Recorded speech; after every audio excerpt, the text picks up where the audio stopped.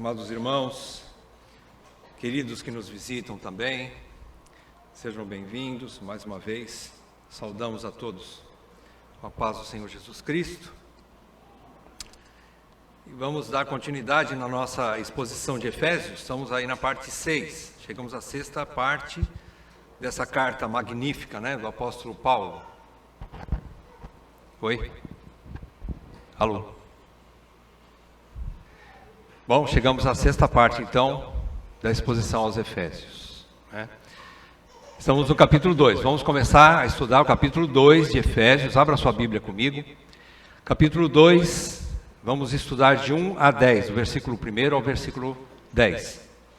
Efésios 2, de 1 a 10, sob o tema Transportados da morte eterna para a glória eterna. Transportados da morte eterna para a glória eterna. Vamos ler. Ele vos deu vida, estando vós mortos nos vossos delitos e pecados, nos quais andastes outrora, segundo o curso deste mundo, segundo o príncipe da potestade do ar, do espírito que agora atua nos filhos da desobediência, entre os quais também todos nós andamos outrora, segundo as inclinações da nossa carne, fazendo a vontade da carne e dos pensamentos. E éramos, por natureza, filhos da ira, como também os demais. Mas Deus, sendo rico em misericórdia, por causa do grande amor com que nos amou, e estando nós mortos em nossos delitos, nos deu vida juntamente com Cristo. Pela graça sois salvos. E juntamente com Ele nos ressuscitou e nos fez assentar nos lugares celestiais em Cristo Jesus, para mostrar nos séculos vindouros a suprema riqueza da sua graça em bondade para conosco em Cristo Jesus. Porque pela graça sois salvos mediante a fé. E isto não vem de vós, é dom de Deus, não de obras, para que ninguém se glorie. Pois somos feitura dele, criados em Cristo Jesus, para boas obras, as quais Deus de antemão preparou para que andássemos nelas.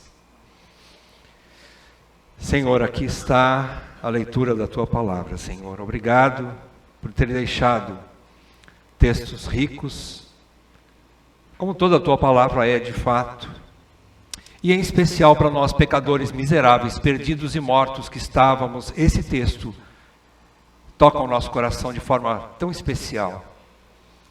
E pedimos que nessa manhã, mais uma vez, teu Santo Espírito fale ao teu povo, fale àqueles que são teus. Senhor, que o Senhor abra o entendimento de cada um aqui nessa manhã, e de todos os que hão de ouvir a tua palavra. Senhor, que o mensageiro suma e que Cristo seja exaltado. Senhor, eu te peço, Pai, que o Senhor me dê graça de ser fiel e me mantenha cativo à tua verdade, para que eu possa expor com fidelidade a tua palavra e os meus irmãos todos sejam edificados, sejam fortalecidos, sejam consolados, sejam exortados, sejam reanimados, Senhor. Portanto, eu te peço, Pai, que as palavras do meu coração, as palavras dos meus lábios, o meditar do meu coração, sejam agradáveis na tua presença, Senhor, rocha minha e redentor meu. Te peço isso em nome de Jesus. Amém, Pai. Amém.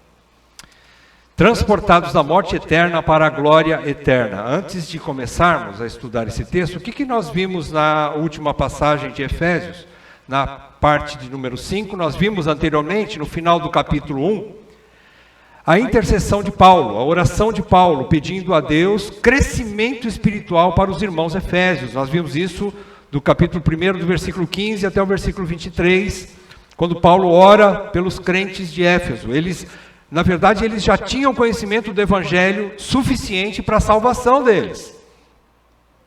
Pela fé, eles já tinham esse conhecimento. Mas Paulo pede a Deus, em oração, que eles tivessem pleno conhecimento da pessoa e obra do Redentor Jesus Cristo.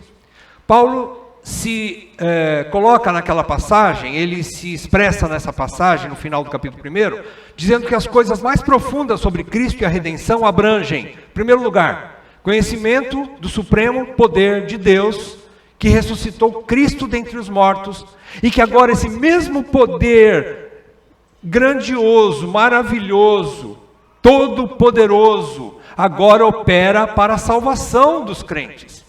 Em segundo lugar, Paulo pede conhecimento da ação desse poder na igreja. Nada sem Cristo e sem a igreja.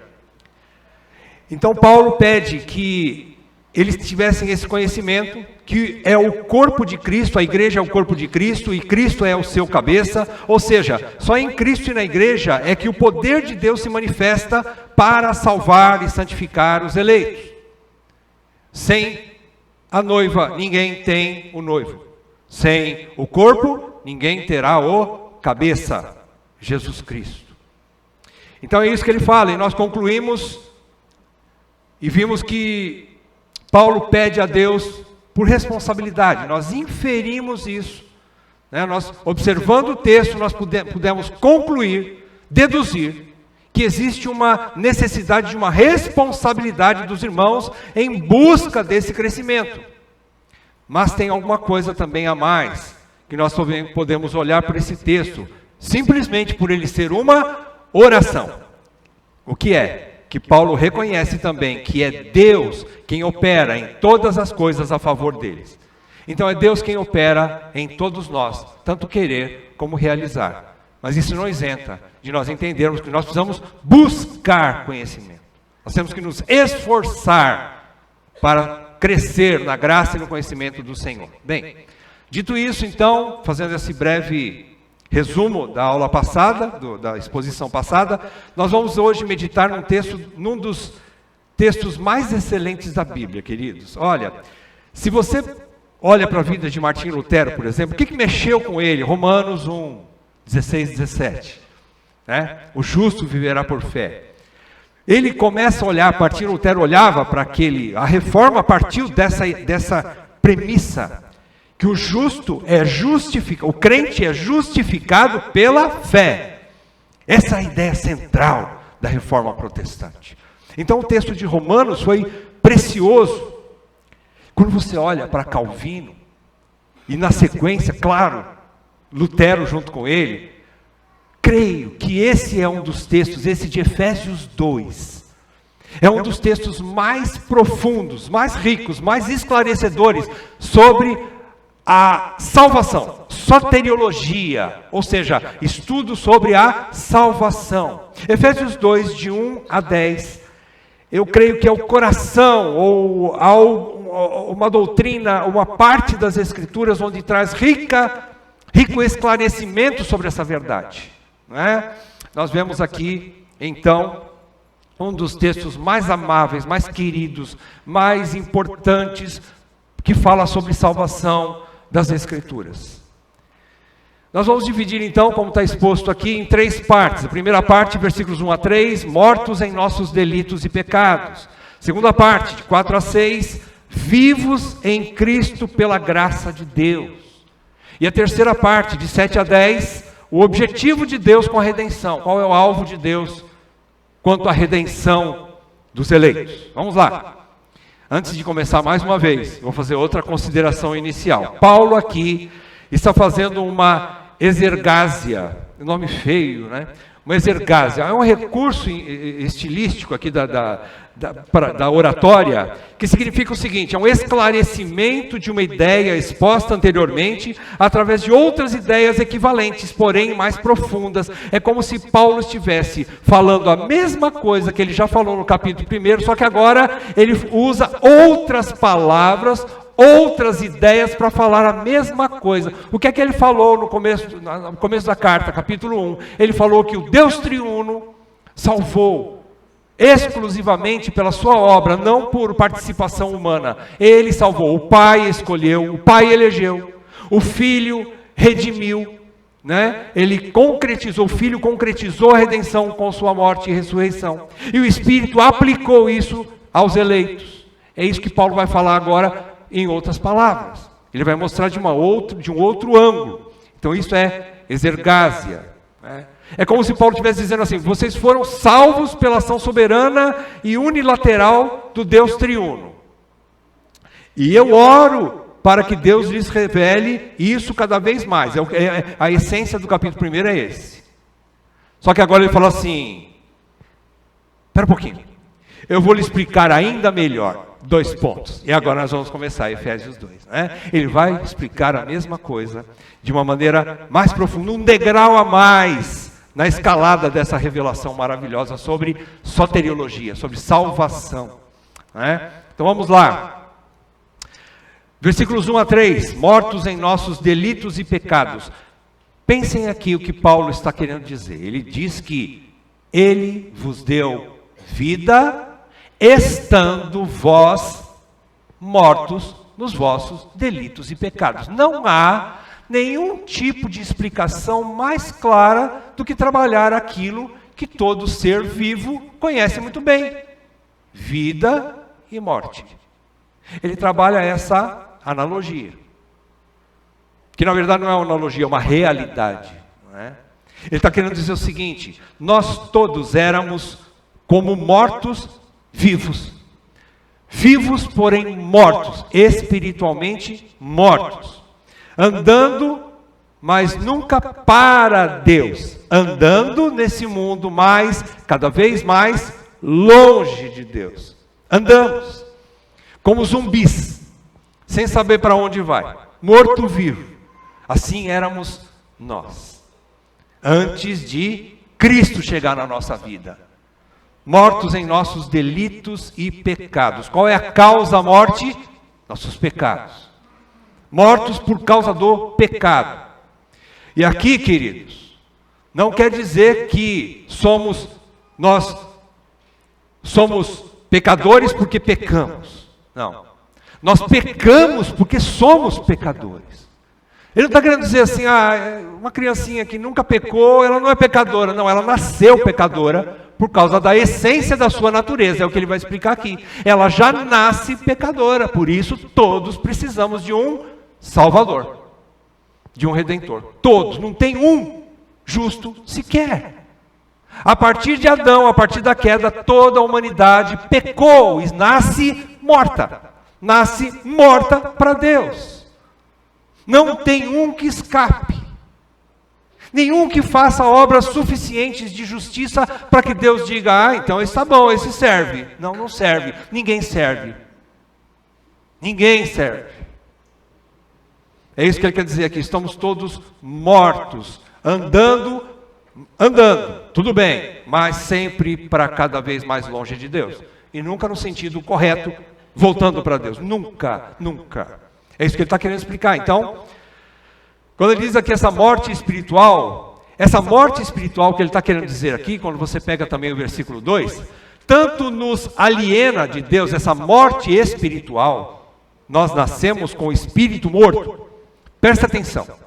Todo ser vivo, todo ser humano, nasce com o espírito, mas o espírito está morto. Está lá dentro, mas está morto. Ele não busca as coisas espirituais por si mesmo. Por quê? Porque ele está morto. O morto faz alguma coisa em algum sentido? O que o morto faz? Nada. Estando mortos espiritualmente, ninguém busca as coisas espirituais, as coisas de Deus. Então, essa morte espiritual tanto nos aliena de Deus, tanto nos separa de Deus, quanto nos faz irrevogavelmente escravos dos 3 nossos grandes inimigos. É o que Paulo fala no versículo 2. Versículo 2, Paulo diz que nós temos 3 inimigos. E nós somos escravos dele. Irremediavelmente, irrevogavelmente escravos desses 3 inimigos. Quais são? Nos quais andastes outrora, nesses pecados, andastes outrora. E quando nós nesses pecados, ele quer dizer, primeiro inimigo, segundo o curso deste mundo. Mundo aqui não é o mundo criado. Por exemplo, quando eu olho para a natureza a natureza, diz a palavra de Deus, capítulo 19 de Salmos, diz que a natureza expressa a glória de Deus, ela comunica as virtudes do Criador, ela comunica o poder de Deus, a criação, atributos de Deus são vistos através da criação. Não é essa a criação, o cachorro, as aves, as plantas, as flores, as coisas bonitas que tem na natureza, elas são um sistema maligno, que nos levam para longe de Deus. Não é isso, não é a natureza criada em si. Mas é o sistema maligno que foi entregue nas mãos do inimigo maior, Satanás. Então, o mundo não tem nada para te oferecer que te leve de volta para Deus. Não, ele só está empurrando você para longe, cada vez mais longe de Deus. Então, ele diz assim, nós andamos, vejam, como mortos-vivos, você andava, né? Não é que você anda, você andava. Você que já foi salvo em Cristo, já conheceu Cristo, foi batizado em Cristo, você andava. Paulo está dizendo aos que já creem, não é? Ele não está falando para todas as pessoas. Ele está falando para os crentes de Éfeso. Os crentes de Éfeso andastes outrora, no passado, antes de se converterem a Jesus Cristo, eles andavam outrora, primeiro, segundo, então, o curso deste mundo. O curso deste mundo, então, é que não tínhamos, junto com Paulo Somas, ele se junta com os Efésios, e nós também com Paulo e com os Efésios, nós dizemos, nós também, Paulo, nós também, não tínhamos capacidade nem vontade alguma de deixar os padrões, os ideais, os prazeres e tudo que o sistema rebelde, contrário a Deus, nos oferece. Nós não tínhamos desejo nenhum de deixar aquela vida, não tínhamos. Mortos espiritualmente é isso, nós queremos andar no curso desse mundo, estava tudo bem, não tinha problema nenhum. Aconteceu um desastre na vida da gente, a gente despertou por nós mesmos, e aí falar, agora eu vou procurar Deus, porque essa vida nesse mundo não dá mais. Não, nenhum de nós fez isso. Então o primeiro inimigo aí é o mundo, o sistema maligno, esse sistema rebelde. Segundo inimigo, ele diz ali, segundo o príncipe da potestade do ar. Quem é esse príncipe da potestade do ar? Então, é o próprio Satanás. Ele é o regente deste mundo. Deus entregou o mundo a Satanás, para ele conduzir. Não que ele tenha a soberania, não, mas ele é um servo de Deus, operando a favor dos planos de Deus. E aqui o Satanás se encaixa aqui. Nós fazíamos, primeiro, a vontade do mundo, nós queríamos andar segundo o curso deste mundo. Segundo, nós queríamos andar também segundo o príncipe da potestade do ar. Nós estávamos, ou seja, nós não tínhamos poder, nem vontade alguma de nos libertar do domínio de Satanás. Satanás, queridos, ele não oferece coisas, carnalmente falando, naturalmente falando, somente coisas ruins. Ele oferece coisas vantajosas para a nossa carne, coisas gostosas para a nossa carne. Ele oferece coisas que dão prazer. Vocês se lembram da tentação de Jesus no deserto? Ele ofereceu 3 coisas muito boas: comida, domínio sobre o mundo, e adoração. Ofereceu essas coisas para Jesus. Então, ele oferece para você coisas que chamam atenção, que nos dão vontade de ter aquelas coisas. E nós não tínhamos, então, vontade nenhuma de abandonar o curso do príncipe da potestade do ar, o domínio de Satanás, que está agora, por um tempo, no governo desse mundo, está dentro do plano de Deus. Mas é o príncipe, é chamado de príncipe do ar, ou seja, príncipe do mundo, dessa atmosfera do ar que nós respiramos. O príncipe dessa atmosfera é Satanás. E ele tem esse caminho, está nos empurrando cada vez mais para longe de Deus também. Terceiro inimigo, ele diz, nós andamos segundo o espírito da desobediência. Viram no final do versículo 2? Do espírito que agora atua nos filhos da desobediência. Para resumir, é o espírito de desobediência. Esse espírito da desobediência está onde? está dentro de nós. Esse espírito aqui com letra minúscula é o espírito do homem caído. É a vontade, é o que ele vai explicar melhor no versículo 3. Ele vai se deter mais nesse terceiro inimigo, que é a nossa natureza caída.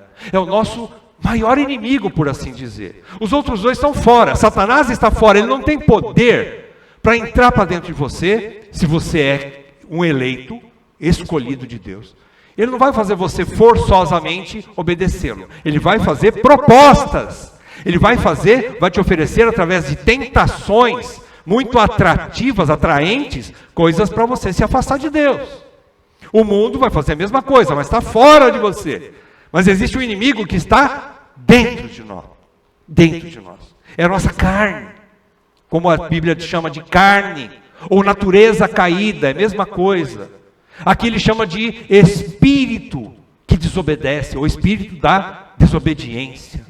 Não é? Então esse espírito, nós andamos segundo o espírito da desobediência, que significa que estávamos sendo guiados por um Senhor dominador, severo, uma alma que anseia por entronizar o eu, como Deus de si mesmo. E desobedece à ordem régia de se submeter ao único Deus e Senhor. Esse é um inimigo que Paulo está trabalhando aqui, que nós precisamos ser libertos dele. Não só dos domínios externos de Satanás e do sistema, do mundo. Mas existe aqui dentro de nós um inimigo ainda pior para ser vencido. E é esse que está nos levando também para cada vez mais longe de Deus. Pensa uma coisa, queridos.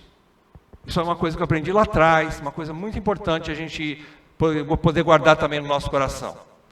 Satanás, ele não quer tirar Deus do trono da tua vida e se colocar no trono da tua vida. Satanás, ele não tem problema nenhum se ele vai ser o seu Deus ou não. Não é isso. Nós não somos, aqui a questão não é ser satanista, adorador de Satanás. Não é isso. Sabe quem Satanás quer colocar no trono da sua vida, como Senhor do seu coração? Você mesmo. Essa é a ideia lá do Jardim do Éden. E sereis como Deus. Se você comer dessa fruta, seus olhos vão se abrir, e sereis como Deus.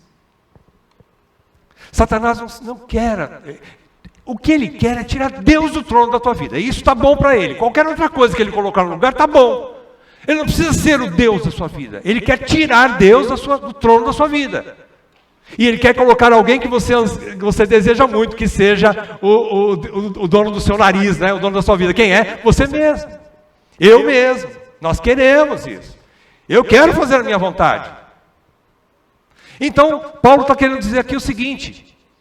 Nós andamos segundo o espírito da desobediência também. A nossa alma quer entronizar o eu como Deus de si mesmo.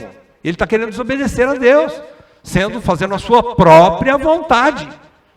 Então nós fazemos a vontade da carne, é o que ele vai explicar melhor agora. Vejam aqui, né, esse progresso nessa explicação de Paulo, né? E agora ele vai falar no versículo 3. Ele diz assim: entre os quais quem? Entre os filhos da desobediência, que são aquelas pessoas, todos os seres humanos, nascem filhos da desobediência.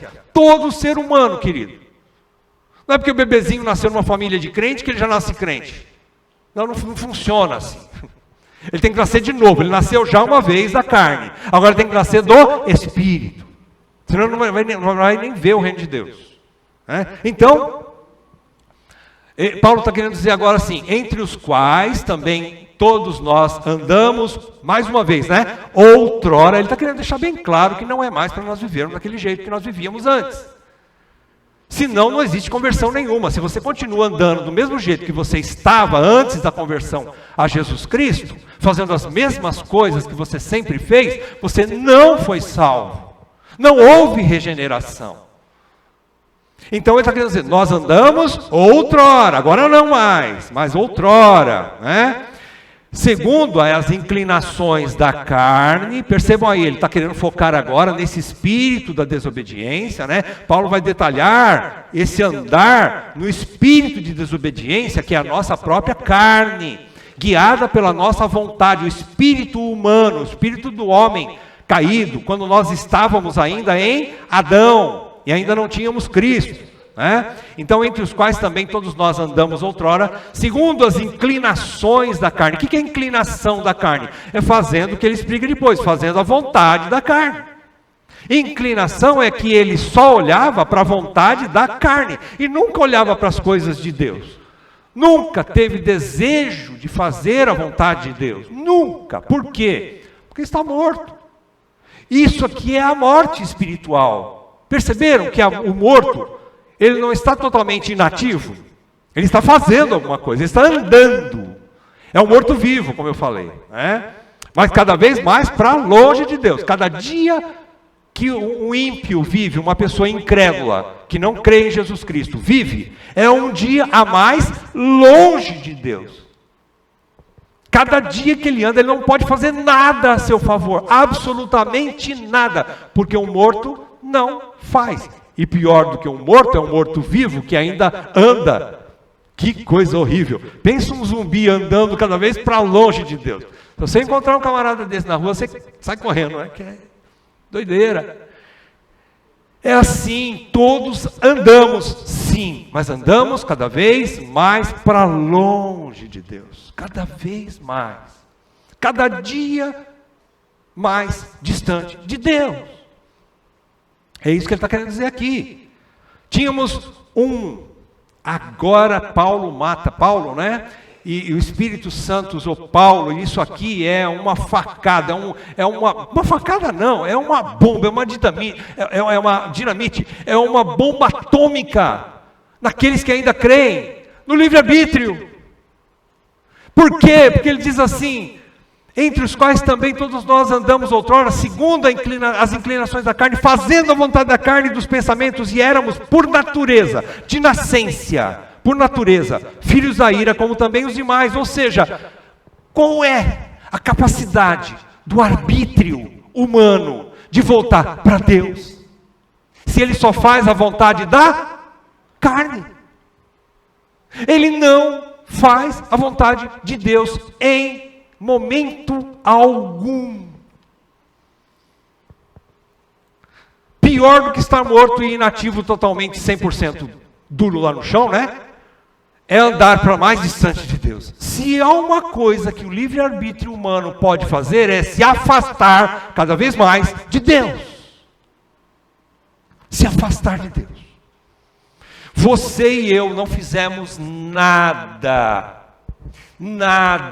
para ser salvo, absolutamente nada. Isso tem que ficar bem claro para nós. Mesmo que você seja a pessoa mais bonitinha deste mundo, mais santinha segundo você tem os seus padrões de santidade, mais bonitinho, justo, honesto, paga as contas em dia, cuida bem da esposa, do marido, dos filhos, é trabalhador, acorda cedo, Deus vai falar: trapo de imundícia é a tua justiça. Trapo de imundícia, não presta para nada. Não é isso que faz de você um crente. Não é. Absolutamente nada do que fazemos. Então, o livre-arbítrio não faz nada. Ele está totalmente escravizado e inclinado para a vontade da carne, que é a natureza caída e rebelde contra Deus. Se ele pode fazer alguma coisa, o arbítrio humano é ir contra Deus, se rebelar contra Deus. Só. Tudo isso, então, nos fazia, por consequência, fechando o versículo 3, fechando a primeira parte, filhos da desobediência e, consequentemente, por natureza, de nascimento, nós já somos filhos da ira, ou seja, destinados à ira. Todo ser humano que nasce nesse mundo, todo, presta atenção, quando eu falo todo, é todo mesmo. Não há nenhum ser humano que nasça de outra maneira, mas todos nascemos filhos da desobediência, e por conta dessa desobediência, somos também chamados de filhos da ira, destinados para a ira. Todos estávamos, né? Outrora, né? Graças a Deus, né? Estávamos caminhando para a ira de Deus, para a justiça de Deus, para o juízo de Deus, para a destruição final. Ninguém estava andando a favor de Deus, ou voltando o caminho a favor de Deus. Ninguém. O arbítrio humano leva todos para o inferno, a condenação eterna. É isso que Paulo está querendo dizer nessa primeira parte, de uma maneira pesada, drástica, de uma maneira contundente, para a gente pensar. E agora? Que faremos, pois, varões e irmãos? É isso que tem que acontecer conosco, quando a gente tem o impacto da salvação, quando a gente tem o impacto, primeiramente, antes da salvação, falar da queda, da situação de pecado, da situação de morte. Nós precisamos desse impacto. Primeiro impacto tem que ser esse: você não tem saída, não tem remédio para você.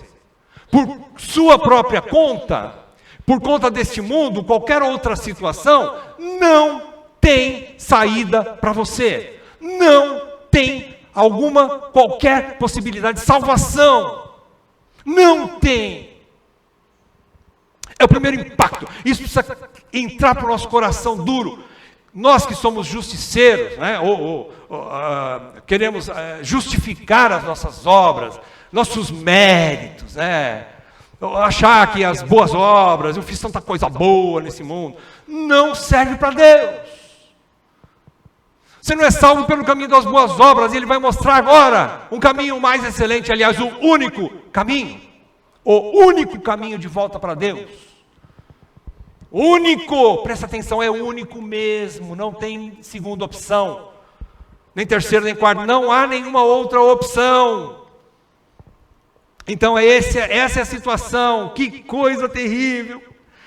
Essa primeira parte do filme desgraçou com a minha vida. Eu assistindo esse filme aqui, nem pipoca eu como, porque não dá graça. Isso aqui é terrível, que tristeza.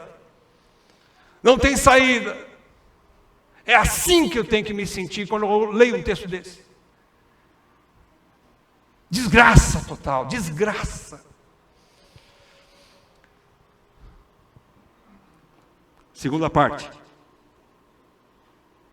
Mas Deus. Mas Deus.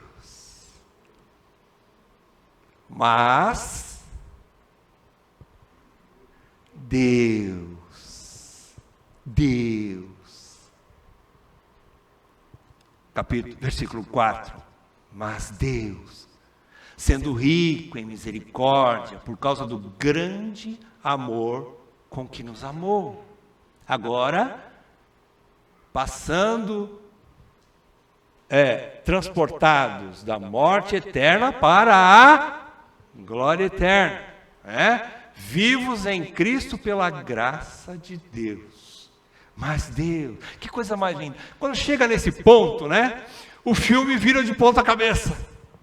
A segunda parte desse filme, que bom, já dá para comer pipoca, e fica assim, ai, quero saber até o final, o que vai acontecer? Ai, que coisa boa. Agora sim, eu respiro. A esperança. Por quê? Quem entra em ação? Deus. Deus entra em ação. E ele então diz, mas Deus, sendo rico em misericórdia. O que nós vimos aqui em primeiro lugar? Deus, primeiramente, Paulo anuncia uma mudança repentina, totalmente magnífica da situação daqueles que Deus escolheu. Presta atenção. Esse mas Deus, sendo rico em misericórdia, Ele não está falando para toda a humanidade. Não existe salvação universal. Ele está falando para um certo número de pessoas que Ele escolheu. Por quê? Porque você já estudou isso no capítulo 1, não foi? Foi ou não foi? Capítulo 1, versículo 3, 4. Versículo 4. Assim nos escolheu nele, antes da fundação do mundo, para sermos santos e irrepreensíveis perante ele. Versículo 5. E nos predestinou, em amor nos predestinou. Não são todos que são eleitos, mas alguns que Deus quis escolher. Presta atenção, então, ele está querendo dizer aqui uma mudança na vida dos eleitos, dos escolhidos, uma mudança que vem de onde? Da vontade do morto?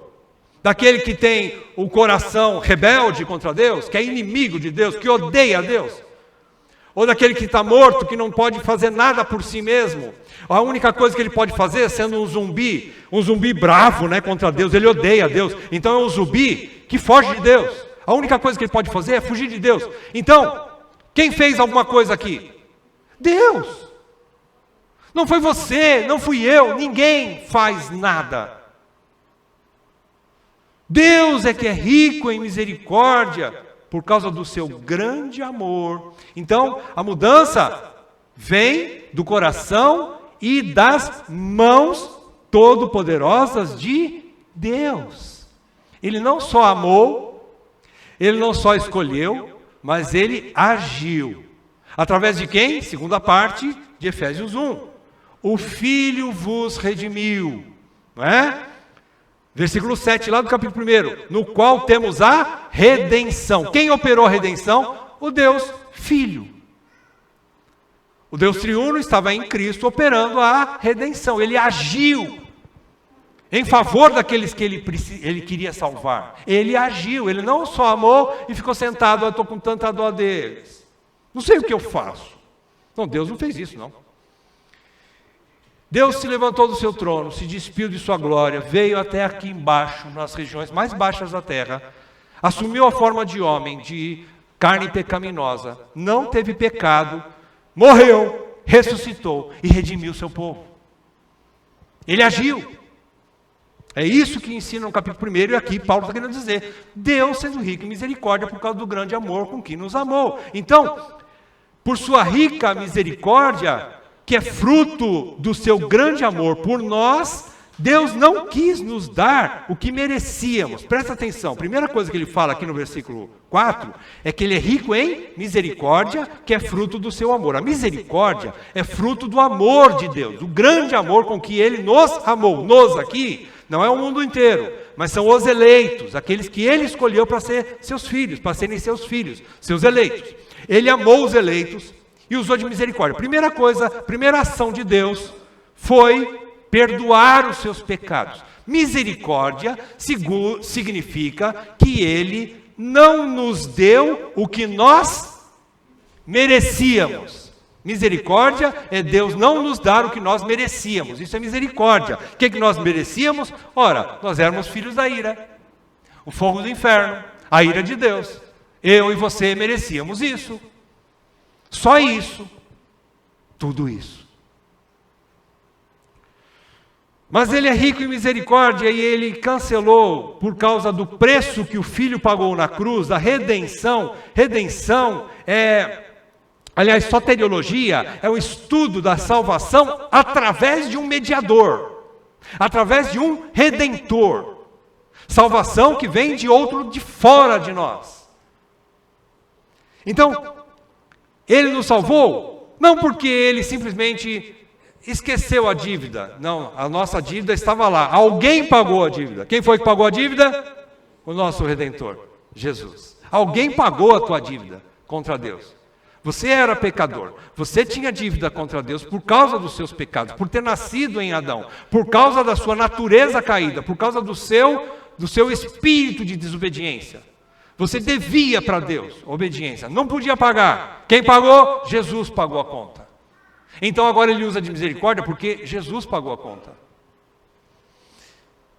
Ele diz isso então. Primeira coisa, misericórdia. Segunda coisa, versículo 5. E estando nós mortos em nossos delitos, nos deu vida. Presta atenção que você vai ver essas passagens assim repetidamente, novamente, como você viu no capítulo 1. Vos deu vida juntamente com Cristo. Nada sem Cristo. Nada sem Cristo. tudo através de Cristo. Juntamente com Cristo, Ele nos deu vida. Estávamos mortos e Ele nos deu vida juntamente com Cristo. Pela graça sois salvos. Então, no versículo 5, pelo contrário, ao invés de Ele, além de Ele não nos dar o que nós merecíamos, ao invés de nos condenar ao castigo eterno, Deus nos perdoou incondicionalmente e nos salvou por sua graça. Graça quer dizer que foi de graça. Ninguém fez nada para merecer. Não é por mérito, mas é por graça. Ou seja, teve preço? Teve. Foi você que pagou? Não. Então para você foi de graça. Para mim foi de graça. Para o Filho de Deus, Jesus Cristo, não foi de graça. Ele pagou o alto preço. Para ele não. Mas para nós, pecadores, que fomos alcançados por essa graça, foi de graça. Você não pagou nada. Você não fez nada para merecer. Veio de graça. Então, ele diz aqui que Deus nos deu vida, ou seja, um novo nascimento. Perceberam que aqui você tem um novo nascimento? Você já estava vivo, mas morto. Espiritualmente morto. Não é que você não tinha vida biológica, você tinha vida biológica. Seu coração batia, seu cérebro funcionava, suas mãos, seus músculos, seus pés, suas pernas, tudo funcionava. Você trabalhava, você fazia isso, fazia aquilo, mas estava morto espiritualmente. Agora ele fala de um novo nascimento. Quando ele fala que ele nos ressuscitou, quer dizer que alguma coisa que já estava lá, tornou a vida. Já estava, mas estava morto. O que é? O meu espírito. Ele nos deu vida, mas ele fala de ressurreição, ele nos ressuscitou. Então é o espírito do homem, estava morto, agora ele está vivo, porque Deus o ressuscitou. Então, Deus nos deu vida, um novo nascimento, pelo Espírito Santo em nós, que vivificou, ressuscitou o nosso espírito, o espírito humano que estava morto, agora é de dentro para fora. Perceberam que a conversão não significa fazer coisas boas para Deus? Nunca foi isso. A ideia, isso é religião, e religião não salva ninguém. O que salva é a vida, é a nova vida em Cristo. É quando Cristo age de dentro para fora, o Espírito Santo age de dentro para fora, convertendo o nosso coração, a nossa vontade. É isso que ele diz aqui no versículo 5. Versículo 6 agora, ele fala, e juntamente com ele, mais uma vez, juntamente com Cristo, agora de novo, versículo 6. Juntamente com ele quem? Com Cristo, nos ressuscitou e nos fez assentar nos lugares celestiais em Cristo Jesus. Então quando você chega nesse versículo 6, você fala assim, ainda tem mais. Além dele me perdoar, eu não vou mais para o inferno. Mas não acabou ainda. Tem mais coisa boa. Agora, além da pipoca, eu quero uma coca. Manda, eu quero assistir esse filme até o fim. Vale a pena estar assistindo esse filme até o fim. Que coisa magnífica esse filme, essa reviravolta. Tem mais.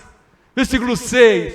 Juntamente com ele nos ressuscitou e nos fez assentar nos lugares celestiais em Cristo Jesus. Quando você olha lá no capítulo 1, versículo 20, ele diz que o poder de Deus que ressuscitou Cristo dentre os mortos, fez com que Cristo se assentasse à direita nos lugares celestiais. E agora, veja, o nosso irmão mais velho, Jesus, está sentado no trono de Deus, à direita do Pai. Sabe o que ele faz com os seus irmãozinhos mais novos? Ele põe no colo, senta aqui no meu colo. Você está sentado comigo nas regiões celestiais em Cristo. Você consegue dimensionar isso na sua cabecinha? Você consegue olhar para isso e dizer assim, Senhor, isso explode meu cérebro. Eu e você, pela graça de Deus, fomos perdoados e ainda fomos colocados nas regiões. Nós que estávamos condenados ao inferno, é o outro extremo, o lugar pior onde eu estava indo, agora ele me tira de lá e me coloca lá no lugar onde ele vive, assentado com Cristo Jesus, na glória. Você já está lá, não é que você vai chegar aos olhos de Deus, cujos planos não podem ser frustrados, e o plano dele é levar você para sentar lá com ele, já aconteceu. Você já está na glória.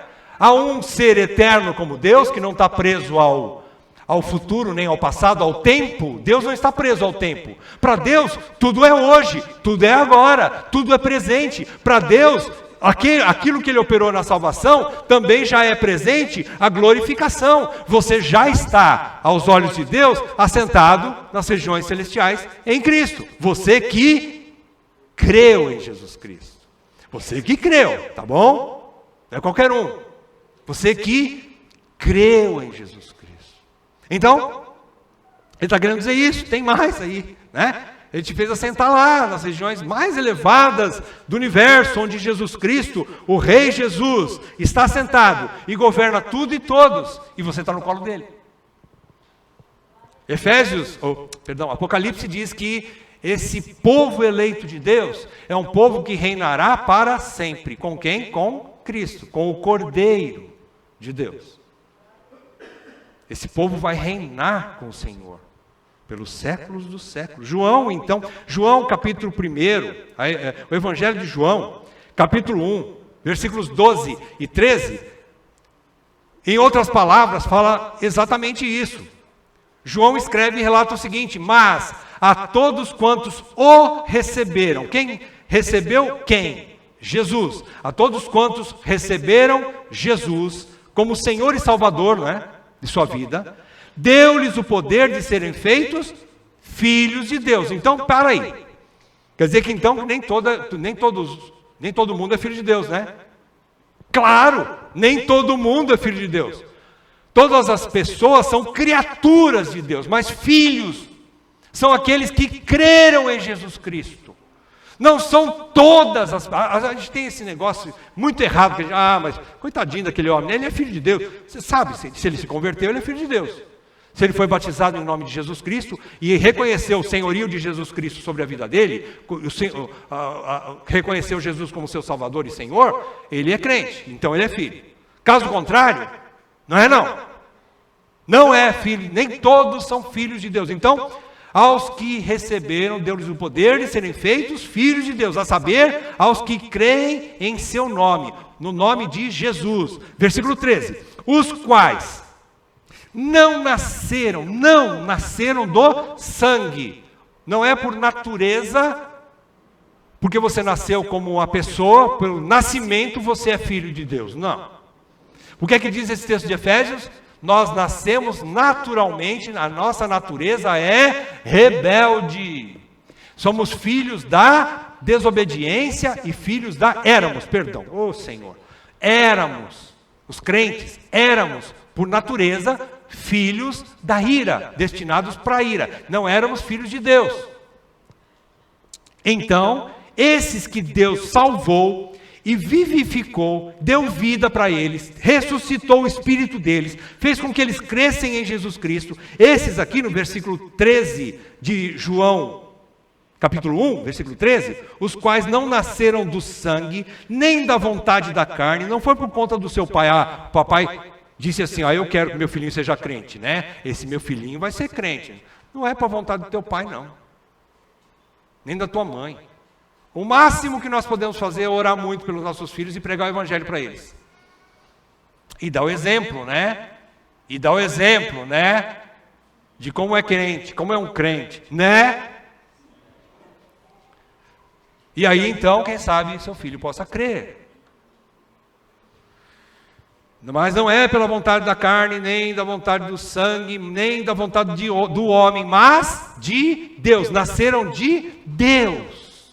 É isso que Paulo está falando aqui em Efésios. Volta lá em Efésios, capítulo 2. Então, chegamos ao final dessa segunda parte. Aleluia, o filme mudou completamente. Agora nós temos esperança. A esperança para a humanidade. Nós temos esperança, queridos. Você crê nisso ou não? Não por tua conta, mas por conta de Deus. Mas Deus entra em ação. Terceira parte. Qual é o alvo de tudo isso? É te salvar e livrar do inferno e ficar por isso mesmo? Não. Versículo 7. Para mostrar nos séculos vindouros a suprema riqueza da sua graça em bondade para conosco em Cristo Jesus. Então, nessa terceira parte, o objetivo da redenção é glorificar a Deus acima de tudo. É o que ele fala em 3 vezes no capítulo 1, quando ele explica a redenção através do Pai, do Filho e do Espírito. Ele fala, na primeira parte, quando chega no versículo 6, ele fecha a operação do Deus Pai que escolheu. Ele diz,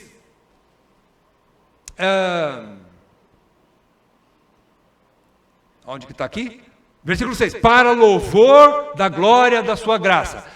Depois, em segundo lugar, quando ele fala da ação do Filho redimindo, a ação do Filho, e ele termina lá no versículo 11 e diz, versículo 12, né? A fim de sermos para louvor da sua glória. Glória de quem? Louvor de quem? De Jesus Cristo, do Filho. Quando ele termina, versículos 13 e 14, ele fala da ação do Espírito Santo que selou, que operou a redenção em nós. Ele fecha dizendo, o finzinho do versículo 14, em louvor da sua glória. Glória de quem? Louvor da glória do Espírito. Deus Espírito. Então, tudo que Deus faz, em primeiro lugar, é para a sua glória. Para a sua glória. Então, Paulo afirma que o alvo supremo de Deus é revelar, mostrar para todas as gerações futuras a riqueza da sua graça e bondade para com o seu povo peculiar, para a glória da sua graça. Primeiro alvo de Deus, primeiro objetivo de Deus, para a sua própria glória. Presta atenção. Quando Deus permitiu que o povo fosse escravizado lá no Egito, eles foram para o Egito, passaram fome, tiveram que ir para o Egito tinha comida, chega lá, eles se tornam escravos do Egito, sofrem nas mãos de Faraó e do povo egípcio. Aquilo era uma analogia disso aqui que está acontecendo. Deus, por sua infinita graça e misericórdia, chega neles lá e fala assim, eu vou tirar esse povo do Egito, eu vou libertar o meu povo. Quando Deus liberta o povo do Egito, faz eles atravessarem o mar de uma forma miraculosa. Ele abre o mar vermelho, o povo passa no meio do mar, depois eles começam a atravessar o deserto. Poucos creem, muitos são incrédulos, mas finalmente o povo chega à terra prometida. Deus conduz o povo até a terra prometida. Chega lá, ele diz assim para Moisés, fala para todo o povo, que quando as próximas gerações, seus filhos e netos, perguntarem, o que aconteceu conosco nas gerações passadas, papai, vovô? Aconteceu o seguinte, éramos escravos na terra do Egito, e Deus, de maneira poderosa, nos libertou, e nos fez seu povo exclusivo. Fala isso, Deus manda a Moisés dizer para o povo, diga isso para as próximas gerações. Deus quer que nós esparramemos o Evangelho para as pessoas, para as outras gerações, para falar para o meu filho, para falar para o meu neto, para falar para o meu bisneto. Deus me salvou, mas Deus, eu vou contar essa história aqui para ele. Eu não buscava Deus, mas Deus entrou na minha vida. Ele arrebentou meu coração duro, rebelde contra ele, e me salvou, filho, neto. É isso. Ele está falando que nós devemos expressar isso, para a glória dele, contar isso para a glória de Deus, para o louvor a Deus, para a adoração a Deus. Versículos 8 e 9, Paulo repete, né? Sempre repetindo a mesma coisa. Vocês têm que entender de uma vez por todas essa realidade. Versículos 8 e 9, por quê? Pela graça sois salvos, mediante a fé. E isso, não, repita comigo, não vem de vós. Você entendeu? Não vem de vós. Para confirmar ainda, ele termina o versículo 8 e diz, é dom de Deus. É presente de Deus. Você não fez por merecer. Dom é presente. É uma coisa que você ganha pela graça. Não é fruto de um salário que você trabalhou e mereceu. Não. É graça. É de graça, é dom, é presente. Ele diz, então você não foi salvo por nada além da graça. Pela graça sois salvos mediante a fé. E isso vocês não tinham nem fé, nem graça, nem nada para salvar, para serem salvos. Deus te deu isso, versículo 9. Não, agora ele vai confirmar, além de você não ter fé, você também não tem obras. Obras suficientes para que Deus te aceite. Ele diz, versículo 9, não de obras para que ninguém se glorie. Então a glória é só de Deus. Deus. Você não fez nada, mais uma vez, você não fez nada. Não tínhamos nada em nós, nem fé, e muito menos obras, para sermos salvos. Ele quer bater nessa tecla. O apóstolo então reafirma a unilateralidade da salvação. Só vem de um lado, só vem de Deus para nós. Nunca daqui para lá, sempre de lá para cá. Sempre. Até a minha língua se enrosca. Unilateralidade da salvação. Para quê? Para a glória de Deus apenas, sem participação alguma do homem. Então, novamente, vemos a incapacidade do arbítrio humano, o que o humilha totalmente e eleva nas mais altas alturas o Redentor, Jesus Cristo. É isso que a palavra de Deus tem que fazer em nós, nos humilhar e dizer assim, eu sou morto, estava fedendo, não tinha nada para oferecer para Deus. Nos humilha, nos destrói, nos implode. E quando você olha para Jesus, você fala, Ele sim. Esse meu Redentor é digno de toda a honra, de toda a glória, de toda a minha adoração, todo o meu louvor, todo o meu amor, todo o meu serviço. E se tiver mais alguma coisa, Ele também é digno. Só Ele é digno. E quando Paulo fala aqui no versículo 8b, né, finalzinho do versículo 8, é dom de Deus, esse dom de Deus não é somente fé ou a graça, o dom aqui abrange o quê? Abrange todo o processo de salvação. O que vem de Deus? Alguns estão debatendo até hoje, né, que bobagem. O que é de dom de Deus? É a fé. Não é a graça. É a fé, é a graça também, é todo o processo de salvação, porque você não fez nada. Todo o processo de salvação é dom de Deus. Todo o processo de salvação.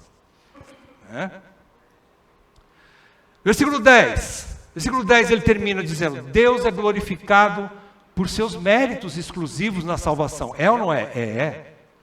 Ele é glorificado por causa disso, mas não só por causa disso. Ele também é glorificado por sua obra regeneradora em seus eleitos, por meio da graça que os transforma radicalmente. Deus é glorificado não somente quando você está aqui reunido como hoje, adorando o Senhor, cantando a Ele, dando louvores, gratidão e tal, mas quando você age como filho, quando você pratica as boas obras. Leia o versículo 10. Pois somos feitura dele, agora a feitura dele é um segundo nascimento, tá? É um nascimento espiritual. Nós nascemos como carne, agora nós nascemos como espírito, feitura dele. Fomos fabricados por Deus, regenerados, né? Somos feitura dele, obra-prima dele, obra-prima de Deus, criados em, mais uma vez, em Cristo Jesus, sempre com Cristo, nada sem Cristo. E preste atenção que essa explicação é importante para nós.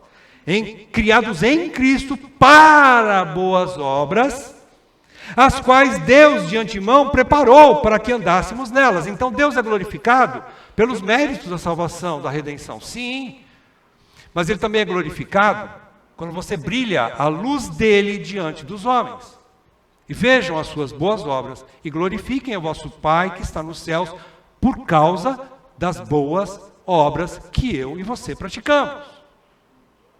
Não só por dizer, eu amo a Deus, porque Deus me salvou e me livrou do inferno. E peca, continua fazendo as coisas erradas. Não tem mudança de vida, não tem conversão, não tem novas atitudes. Nascer de novo, significa novas atitudes. Regeneração, conversão, significa zerou a minha vida daqui para trás, e agora daqui para frente é uma nova vida em Cristo. É uma nova vida em Cristo. Ele está querendo dizer aqui que que nós fomos criados em Cristo Jesus para boas obras. O que isso significa? Preste muita atenção agora, meu querido, muita atenção. Boas obras é muito mais do que obediência, é muito mais do que ações bondosas, é muito mais do que fazer doações, e etc, etc. Isso é boas obras? É também. Depende, né? Tem muitas vezes, os espíritas fazem muito isso. Para quê? Para a sua própria glória. Então isso não glorifica a Deus. Não são boas obras. Matar a fome de quem tem fome só é boas obras aos olhos de Deus se você faz isso de coração para a glória dele. Se você faz isso para a sua própria glória e tira selfie, faz selfie, eu estou dando uma marmitex aqui para um pobre, para a sua própria glória, Deus diz assim: eu odeio essa obra, eu abomino você. Esse tipo de oferta é a oferta de Caim. Deus rejeita essa oferta, como rejeitou Caim e sua oferta. Então, quando Paulo diz que nós somos criados, feitura dele em Cristo Jesus, criados em Cristo Jesus para boas obras, é muito mais do que essas coisas que nós podemos fazer, e etc, etc, muitas outras coisas. Mas o que significa boas obras? Essa transformação em Cristo Jesus, é ter o caráter de Cristo formado em nós.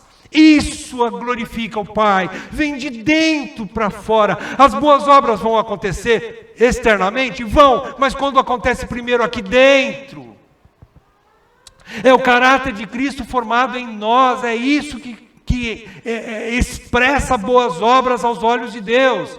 É ter o caráter de Cristo formado em nós, até ao ponto de fazermos o que Cristo faria, de amarmos o que Cristo ama, de rejeitarmos o que Cristo odeia. Isto é boas obras. É de sermos imitadores de Cristo. Isto é boas obras. Por isso que a religião não presta para Deus. Porque a religião faz, mas não é. Nós precisamos ser primeiro, para depois fazer. Deus quer que nós sejamos. Essa carta aqui. As cartas a Timóteo também eram dirigidas de forma indireta também para a igreja de Éfeso. Mas tem mais uma cartinha. Você se lembra? Para a igreja de Éfeso. Quem escreveu? João. Lá em Apocalipse. Primeira carta à igreja de Éfeso. Qual é a reprimenda de Jesus? Qual é a bronca de Jesus contra a igreja de Éfeso? Vocês abandonaram o primeiro amor. A igreja era uma ótima serva, uma ótima empregada doméstica, mas uma péssima amante. Vocês abandonaram o primeiro amor. Vocês fazem tudo certinho, mas as obras que vocês fazem não me atraem, porque isso não me glorifica. O que ele manda fazer? Se arrependam e voltem à prática das primeiras obras. Tudo bem, mas essas primeiras obras produzidas por causa de um amor por Jesus. Cristo quer mais relacionamento do que serviço. Ele ama o serviço desde que o relacionamento vem em primeiro lugar. Se o meu coração não for dele, isso que eu estou fazendo para vocês hoje aqui não presta para Deus. Se eu não amá-lo primeiro, eu não posso entregar uma mensagem que vai glorificá-lo. O meu serviço aqui é podre se eu não o amo em primeiro lugar. Então, isso aqui verdadeiramente glorifica ao Pai. O quê? Que seus filhos sejam a imagem e semelhança do primogênito, Jesus, que é a imagem perfeita do Pai. Então, o Pai ama aqueles que são parecidos com Ele. Imitação de Cristo. Cópia de Cristo. Discípulos de Cristo. O Pai ama aqueles que têm a sua imagem e semelhança que foi mostrado aqui através da sua obra nessa terra, Jesus Cristo, e mais, através das... Você quer conhecer como é que Cristo andou, viveu? Está refletido de Gênesis, Apocalipse na Bíblia. Você quer conhecer a vontade de Deus, que o Filho foi obediente até morte e morte de cruz? Como que o Filho foi obediente até morte e morte de cruz? Estuda a Bíblia. A palavra não está tão distante de você, que alguém precisa atravessar o mar para ir buscar, diz a palavra, não é? Alguém precisa buscar a palavra e trazer para mim, porque não tem. Não, está aqui na tua mão. Não está tão distante de você. Estude a palavra de Gênesis e Apocalipse, e você vai conhecer o caráter de Cristo, e esse caráter vai ser formado em você. O Espírito vai operar através da leitura da palavra para você ser semelhante a Ele, a Jesus. Fora isso, você nunca vai ser semelhante a Jesus. Fechando. Algumas conclusões aqui e aplicações. Sem Cristo, primeira, sem Cristo temos a mesma essência dos piores criminosos, dos piores corruptos e pecadores que já pisaram nessa terra. Você acredita nisso? Sem Cristo, você tem a mesma essência desses piores homens que pisaram nessa terra. Existe um estudo, eu não sei dizer agora de onde procede, mas eu creio que ele é bastante real. Dizem assim, um bebezinho recém-nascido, ele não fez nem bem nem mal, né? Recém-nascido, coitadinho ali, poucos dias de vida, o nenenzinho, né? Quando ele chora, ele está querendo dizer assim, eu quero que a minha vontade seja feita. Eu quero mamar. Eu quero limpar o bumbum. Eu estou com frio. Eu estou com dor. Alguém tem que vir fazer alguma coisa para mim. Dizem os estudiosos que se esse bebê tivesse o tamanho de um adulto, ele mataria a mãe para conseguir que a sua vontade fosse feita. Ele mataria a própria mãe se a mãe não fizesse a vontade da sua carne. A sua própria vontade. Outra analogia. A gente olha, pensa aí, o homem mais cruel que você já conheceu na história da humanidade. Osama Bin Laden? O cara foi mal, né? O cara foi mal. Vamos andar um pouquinho mais. Hitler. Alguns dizem que é a própria expressão do mal, né? Crueldade encarnada. Hitler. Você sabia que você e eu, sem Cristo, teríamos as mesmas condições de fazer as mesmas atrocidades que Hitler fez, se Cristo não entrasse para a nossa vida? Você acredita nisso? Você não tem nada de melhor do que o pior pecador que está lá na cadeia, ou que já morreu, ou que já passou por esse mundo. Você não tem nada de melhor. Não é porque você não pratica essas coisas que você não tem essa capacidade, porque isso está aqui dentro. Então, sem Cristo, nós estamos perdidos. É a primeira parte desse filme, dessa história. Sem Cristo, mortos, rebeldes, inimigos de Deus, cruéis. Por quê? Porque é o eu que tem que prevalecer. É a minha vontade que tem que prevalecer. Esta é a essência do Adão que habita em nós. Eu quero ser igual a Deus, Adão diz. Eu quero ser semelhante a Deus. Eu quero ter o que Deus tem. Eu quero ser Deus da minha vida. É diferente querer ser o Deus da minha vida e querer ter os atributos comunicáveis de Deus para a glória de Deus. É diferente, tá? Vocês entenderam, né? É diferente. Querer ser semelhante a Deus, como o filho foi, para a glória do Pai, é totalmente diferente. Adão não queria isso. Adão queria ser o Deus da vida dele. Segunda conclusão.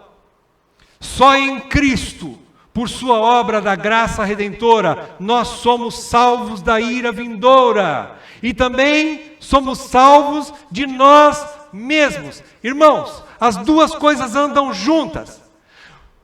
A gente diz assim, eu estou salvo pela graça, mas continua no pecado, continua nas velhas obras, continua na velha natureza, continua na carne, continua fazendo todas as coisas que você sempre fez na vida. Não há uma conversão, não há uma mudança de vida, não há arrependimento. E eu te pergunto, você foi salvo do quê? se não houver mudança de vida, a mudança de vida expressa exteriormente aquilo que aconteceu dentro de você.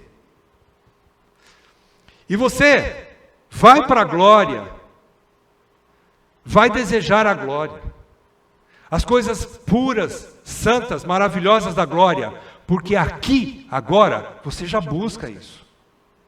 Você quer as coisas do alto. Você anseia por uma novidade de vida, por deixar os pecados de outrora. Você quer viver para a glória de Deus. Isso evidencia que você, de fato, é um crente, é um cristão. Quando há transformação de vida. Terceira conclusão e finalizando, só pelo Espírito de Cristo somos santificados e transformados por sua graça, para praticarmos as obras que Ele faria. E essas obras, as boas obras, é imitar Cristo, é desejar ser como Cristo e agir como Cristo agiria. Isso são boas obras. Mas isso não acontece sem antes você se entregar a Cristo. Senhor, eu quero que Tu sejas o meu Senhor e Salvador. Entra para a minha vida. Esse é o primeiro passo para você ser transformado. Peça a Deus, Senhor, se essas verdades que eu estou ouvindo sobre a Tua palavra são verdades, se o Senhor existe, se o Senhor é misericordioso, como diz a palavra, entra para a minha vida, eu preciso de Ti. Entra para a minha vida, Senhor. Salva-me do inferno, mas também salva-me de mim mesmo. Senhor, ganha o meu coração. Faça essa oração. Senhor, entra para a minha vida, Senhor. Ganha o meu coração. Eu quero, diga assim, Senhor, eu quero que o Senhor seja o Deus da minha vida, Senhor e Salvador da minha vida. E que o Senhor me transforme e me use para que outras pessoas também vejam em mim a Tua glória. Faça essa oração. Só assim poderemos glorificar a Deus Pai, quando tivermos o caráter do Deus Filho, Jesus Cristo, formado em nós. E agora eu concluo. Qual é a aplicação? A única. Vocês vão falar assim, de novo essa aplicação? Você não tem outra aplicação, não? Eu vou dizer para você, olha, eu fiz meio como Jacó, né? Briguei com Deus. Senhor, de novo essa aplicação, Senhor. E vai daqui, vai dali, Deus me derruba, quebra minha perna e fala assim, é essa a aplicação. Para isso, precisamos de mais envolvimento com as coisas do alto, com as disciplinas espirituais, especialmente com a palavra de Deus. É a palavra de Deus que gera fé, é a palavra de Deus que santifica, é a palavra de Deus que transforma. Envolva-se com a palavra. É o Evangelho que é o poder de Deus para a salvação de todo aquele que crê, primeiramente do judeu e também do grego, também de nós todos. Ele é o poder de Deus. Ela nos transforma. A palavra de Deus é a verdade. E ela nos santifica. Envolva-se com as Escrituras. Coma as Escrituras. Não perca estudos sobre as Escrituras. Cresça na graça e no conhecimento que as Escrituras nos dão. Senhor, obrigado pela Tua palavra, Senhor, que é poderosa para nos salvar. Ela é como espada de dois gumes, ao mesmo tempo que ela fere e mostra a nossa feiura, mas ela também mostra a Tua glória, a Tua misericórdia, a Tua graça. Quando o Senhor vem e Deus se manifesta na nossa vida, Senhor, que glória é essa? Que bênção nós podemos receber das Tuas mãos, Senhor, de forma imerecida, graciosa. Pai, que isso aconteça também em outras pessoas aqui que ainda não Te conhecem. Que o Senhor ganhe seus corações, abra os olhos deles para que eles vejam a beleza de Cristo, do Redentor. Que essas palavras entrem como uma espada lá na profundeza dos seus corações e salve essas vidas, Senhor. Isso eu peço para a Tua glória, não a nossa, mas ao Teu nome da glória, Senhor. Assim oramos em nome de Jesus. Amém, Pai. Amém.